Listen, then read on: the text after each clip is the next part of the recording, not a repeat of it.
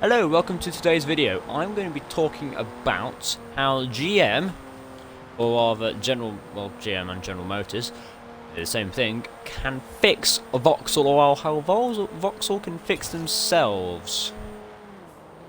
Now, if you don't know what Vauxhall is, you're probably not from England, but what Vauxhall is a car company which only sell cars in England under the GM banner, well, as you might say. But you might recognise some of their cars if you live in other parts of the world. Like if you live in mainland Europe, they are sold as Opel, and in America, I think this is correct, I'm not too sure, they're sold as Buicks.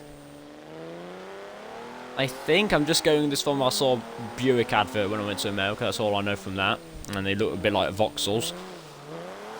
And I'm going to tell you how Vauxhall or GM could fix Vauxhall, or Vauxhall could fix itself, or make itself cool again.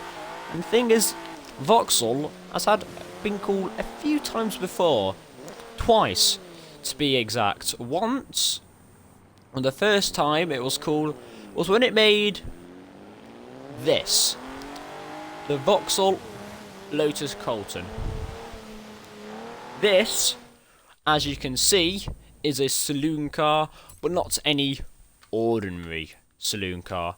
This produces, as you can see, 379 horsepower and 419 pounds-feet of torque.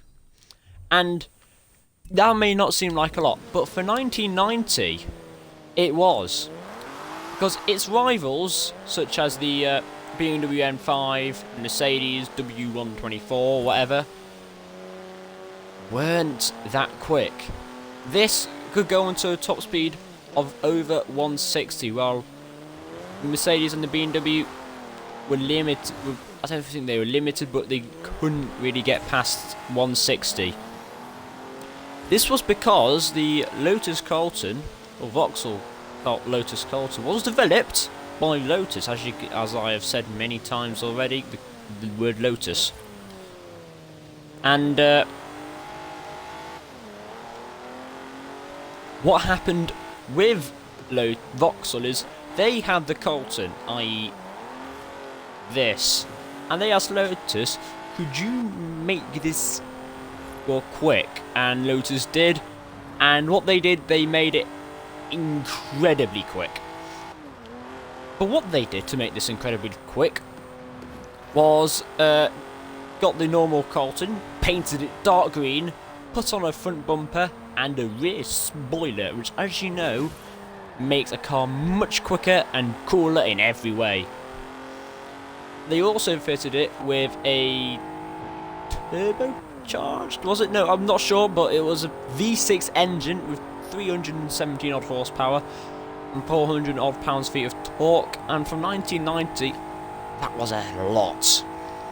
Like 300 odd horsepower. That's about the same as maybe a massive estate saloon car now, V8 saloon car. But then a V8 saloon car from now weighs about 1.8 tons. This weighs 1.3 tons, and as you can see from as you were seeing, I have to just rewind, I was going pretty quickly. I was going over 106. As you can see, I'm going over 160 miles an hour. Modern saloon cars don't even go that quick because they're limited to 155 or 250 kilometers an hour. I'm now doing nearly 170 miles an hour, and I've got an extra gear left over. That is just how quick this car is. Now, obviously, what can Vauxhall do nowadays to redo this? A saloon car, but I'm going to get on to that a bit later. First, secondly, after this, I'm going to show you, or tell you, Vauxhall's second cool period, which lasted a longer amount of time and involved more cars. And one of those cars was this, the Vauxhall Monaro VXR. This had a, what was it? A 6.2 litre V8, I like to say. I don't think I'm right with that. I haven't done any research. But with this V8, it produced 398 horsepower, which is only 20 more than the Vauxhall Carlton, which came 15 years before it. But this, unlike the Carlton, was a proper muscle car. The Carlton was a saloon car. It had a V6, which they're good, but they're not great. This V8, and it wasn't developed by Vauxhall in the first place, like the Carlton. This was a Holden. If you don't know what Holden is, they're basically Ford's main rival in Australia, and the only thing they made were V8s, I think. So obviously Vauxhall wanted a big GT car, I guess. I don't know, I wasn't around in 2004. But they wanted a big GT car, so they went to Holden. I don't know why they went to Holden. It wasn't a smart idea for a GT car. And they got the Monaro VXR in return. Obviously they did get the Monaro, normal Monaro first, but the VXR is just better. This, as I said, this has 398 horsepower and 392 pounds-feet of torque. That's about right for a V8 from this era, and still is till this day. That the fact that it is naturally aspirated, and isn't, well, mad like, let's say, Dodge, which have 800 plus horsepower saloon cars almost, really, or 700 plus horsepower. And what Vauxhall should do with the Monaro is bring it back. But bring it back as what? Obviously, Holden don't exist anymore. And then in America, this was a Pontiac GTO, which also didn't exist, or Pontiac doesn't exist anymore. So what should this bring back as underneath? Now, what is a big V8 front engined, rear wheel drive muscle car, which is built by GM? What is it? I can't remember off the top of my head. I know it's probably the Camaro ZL1. Now, I could have chosen many different types of the Camaros in the SS, if they still make that, I don't know. And the Z73 or whatever it's called. And I've chosen this because it's the best without being all track ready and illegal and stuff for Europe. With its canards and massive wing and stuff. But I have chosen this because, well, it was obvious. It had to be a V8 rear-wheel drive muscle car, which was built by GM, and the Camaros was the only thing which came up. Now, the Camaro, the ZL1 LE, which I think should be the one they produce, has a, ready for this, a 6.4 litre supercharged V8, which produced 650 horsepower and 650 pounds-feet of torque, which is a lot. And now what Vauxhall should do is what Saab should have done when GM bought them, which is change the body and the badges. Nothing else. Maybe the interior. Body, badges, and interior. Cheap. And that means there'll be a rival, finally, for the Ford Mustang in England. You might think we have a rival, but we don't. We really don't. Performance-wise, yes. Price-wise and performance-wise, in a muscle car, we don't. The closest thing is another Ford. It's the Focus RS, which is, well, of course, the turbocharged thing.